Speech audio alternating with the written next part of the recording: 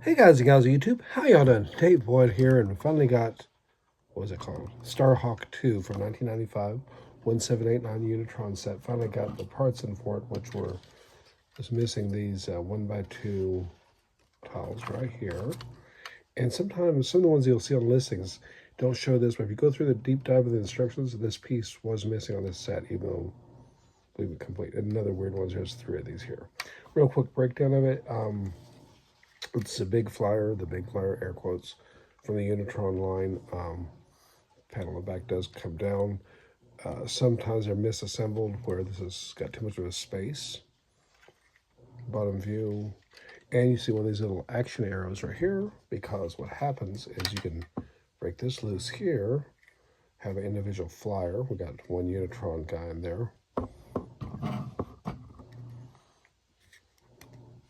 Watch it break apart my hands. Hopefully not.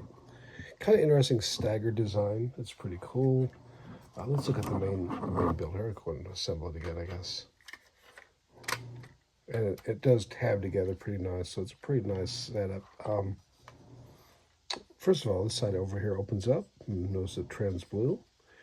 And our finger joint pieces come up. So you got this device here. You can lay across there. You could close this again if you want to. This here opens up in a similar way, and we have another device, looks sort of like a camera or something. Comes out, oops, and it could close back over it. Kind of a cool. You'll see a lot of what appears to be weapons of some sort on the Unitron line, and this is from 1995. A lot of use of these engines, and just a really overall pleasant build. Now, the counterpart for this came out in 1994. It was a 6939. The Saucer Centurion, which was a Spyrius set. Now, pay attention to colors here. You see a lot of trans green or trans yellow. I mean, you see the whips. You do see the blue canopy. And some of these, oops, that fell apart. Some of these parts are reused in the other set. This is a Spyrius saucer here, which I think is really cool. A lot of blue. These blue whips are used throughout it. And massive use of engines and thrusters. Landing gear is pretty basic. And this one also has these actuating arrows here on each side, because this one has a really cool feature. You literally open this and out drops Major Kartovsky on a little rover. It's quite an ingenious build, and it literally drops the whole cockpit out. And you can simply recapture them. You can bring it back down over them, and recapture, and then slide it together. Oops. And there it is. Didn't quite capture it, did I? No, I did not. That's right.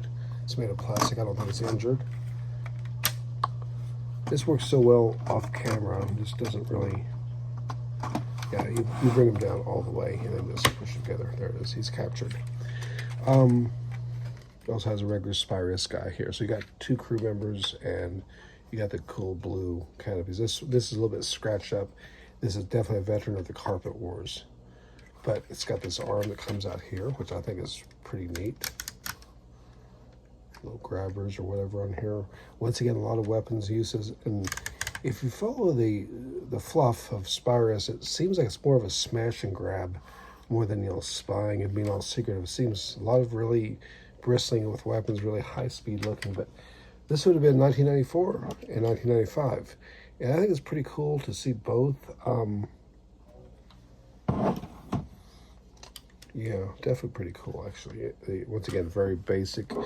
These pieces are used on the Spyrius base also for the rocket, but pretty cool. There is actually a chief figure that comes with this one, and he's got like a weird-looking gun and stuff. Anyways, a comparison of both sets, the uses of both sets, and hey, you know, the 90s was a great time for LEGO.